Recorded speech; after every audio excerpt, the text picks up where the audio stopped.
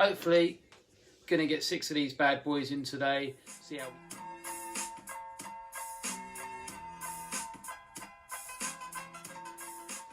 Afternoon all, this is day 2 of the build. Yesterday was quite successful, managed to get the crank bearings in, and the crank in, as well as the caps. Managed to torque it down to 50 foot-pounds, which is 2 stages of it, third stage being 60 pounds.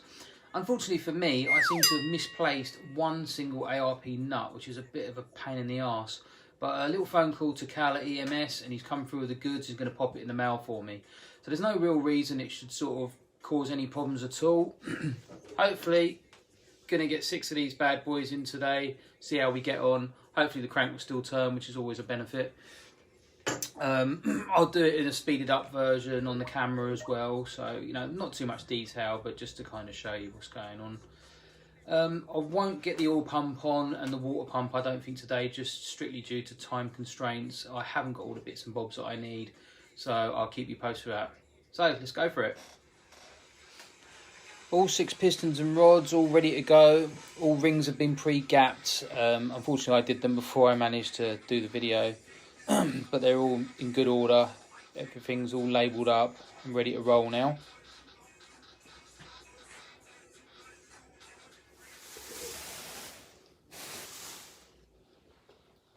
So that's as far as we got yesterday. Unfortunately, you can see here I'm missing the one nut. Got the washer, but I've searched everywhere, I just can't find that nut. That'll be on its way though, it doesn't cause any problems for us getting the rest of it together.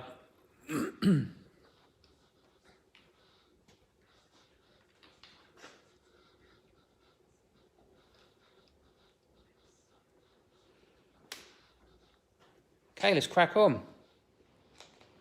As you can see here, I've set up the dial indicator just to see what the crank play is like on the thrust.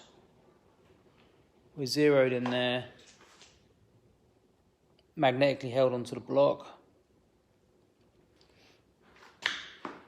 See if we can get this. Basically pushing forward on it. That's bang on within the tolerance. And then we push back on it. This is all good. So I'm going to fit the first piston in, see how that goes. I've clocked all the rings, all the orientation set correct. We've got the new RC bearings here.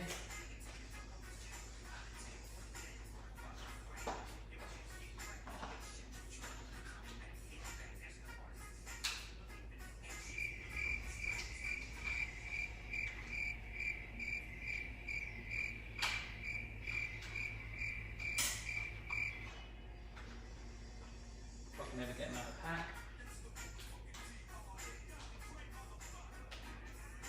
There we are.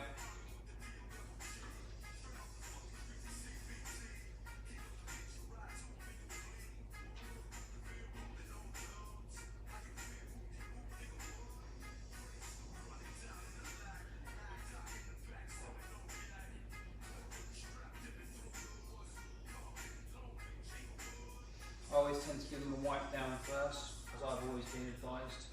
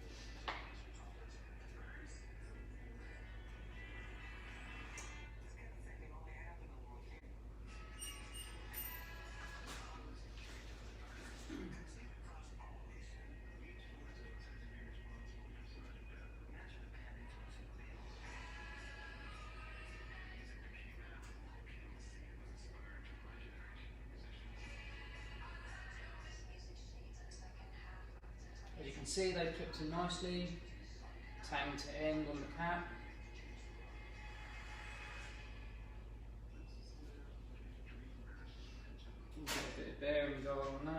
we'll spin the block round.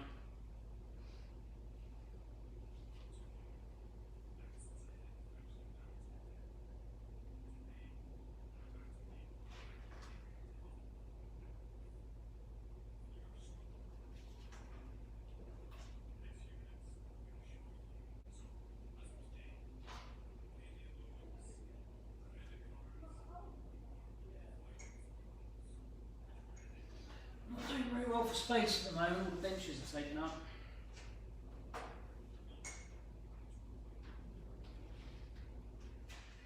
So I spun the engine over, going to line up the crank, give the ball a last minute wipe down because I pre-oiled it because it sat there a little while.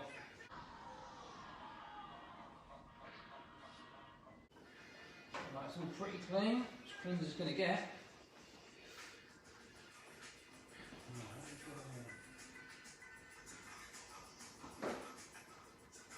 I'm going to use a little bit of this comp cam braking oil, just put a little bit on my hand,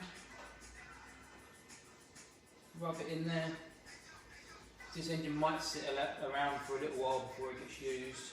We plan on using currently what we have in the car.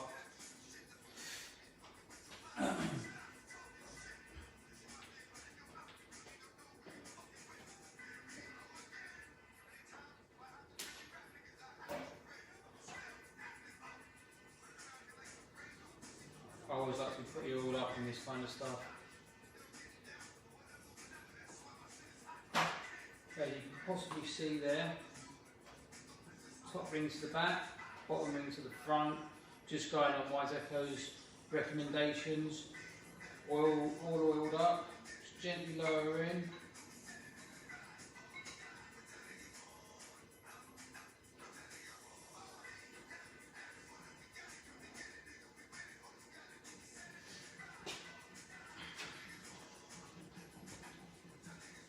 Haven't got the best spring compressor unfortunately, but it will do.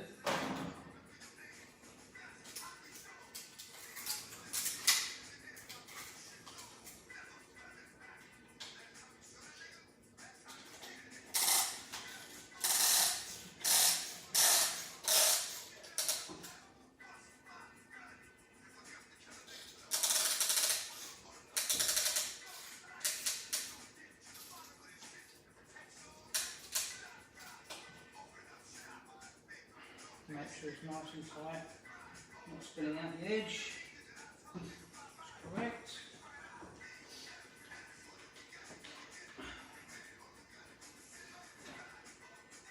Trusty mallet, just gently tap it on the top.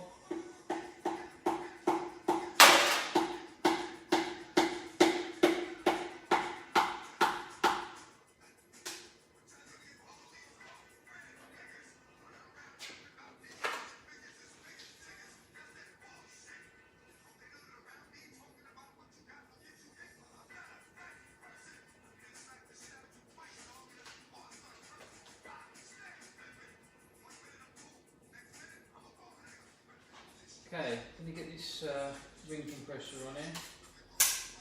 Bound to be a fight. These aren't my favourite ring compressors in the world, the ones that you do up with a ratchet.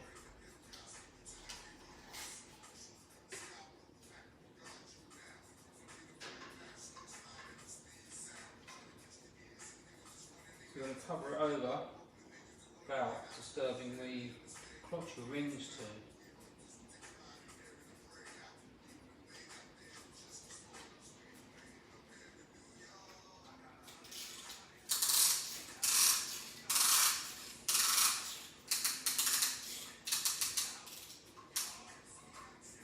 Looks to be pretty good. Going in there straight, crankshaft down.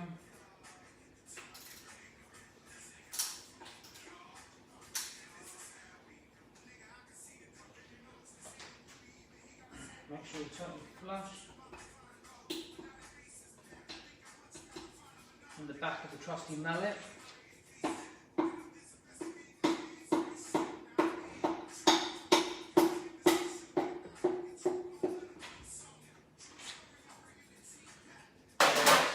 And that's us, number one in the hole.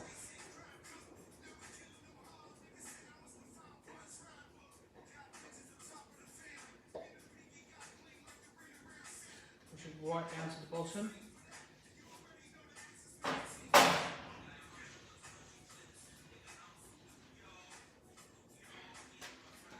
Problem not having a bar on the engine stand. It's not that easy to spin.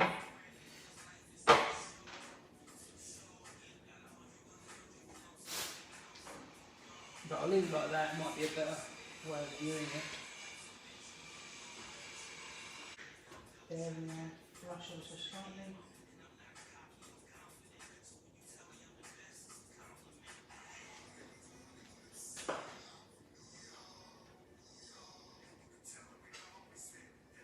All lined up. Perfect.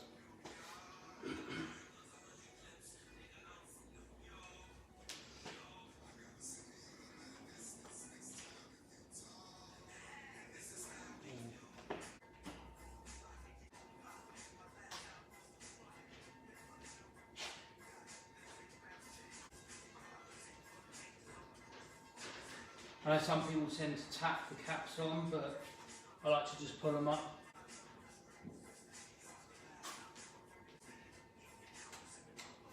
Just try to pull them up evenly. That's what I do anyway. As I say, not confessing to be any great engine builder, but it's just how I put it together. I'm sure there'll be errors, I'm sure there'll be people that don't like the way I do it.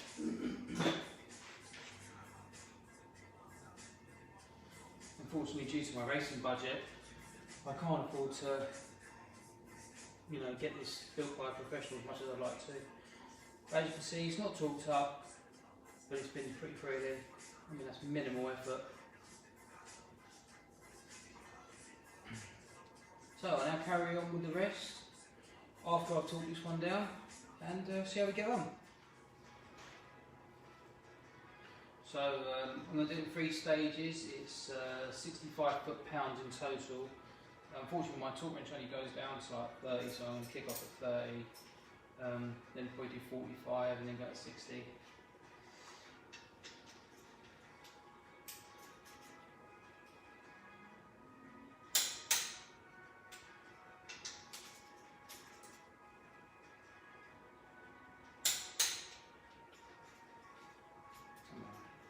That's first round, and she still spins. That's the result.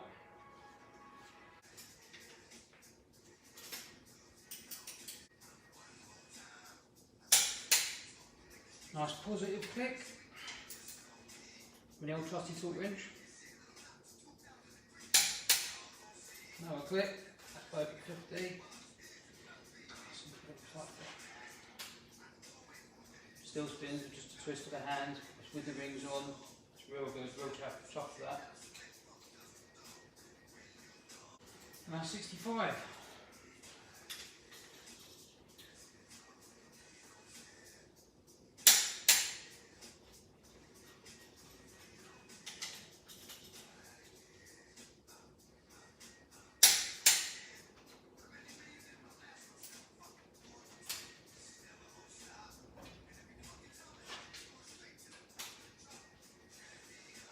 Still spins, very minimum effort, really happy with that.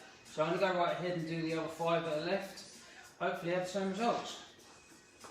I'll get back to you shortly.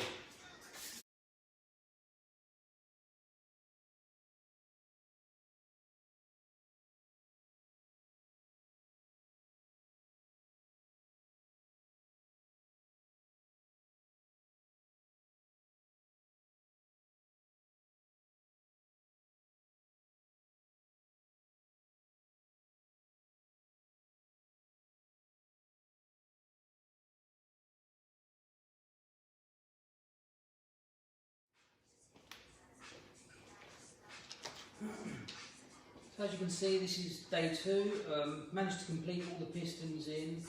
You might have noticed there was a cut in between the takes. I did make a mistake and I hold my hands up. Sort of learning curve for me as well. Managed to put the caps round the wrong way on a rod. They were the same cap that matched the rod that was attached to it. But a little bit known to me, just a mistake, I haven't done one in a while. The tangs have to go onto each other. The minute I swap them over, everything spins freely.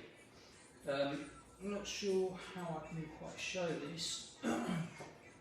I'm pretty happy with how it's gone. All the ARP rods have torqued up to 65 foot-pounds, did it in 3 stages.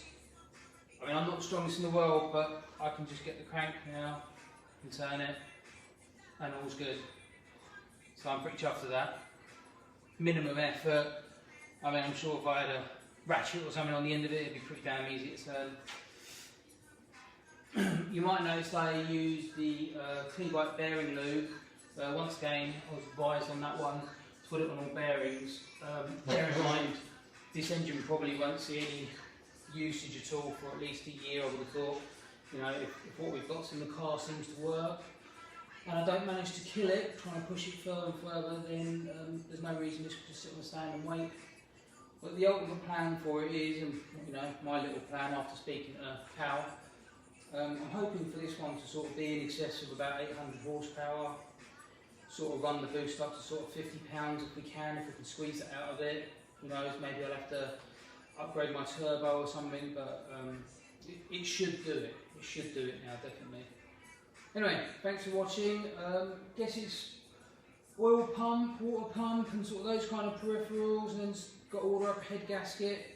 Still under debate whether to go a GTE head gasket, which is a little bit thicker to lower the compression, run it at sort of 8.5 to 1, or run the GE head gasket, which is just like a single layer as opposed to multi-layer, and that theoretically should put me somewhere in the 10 to 1 region, which is kind of E85 friendly. Cal wants to play around with E98 next year, so we'll see, I guess. Alright, cheers, thanks for watching.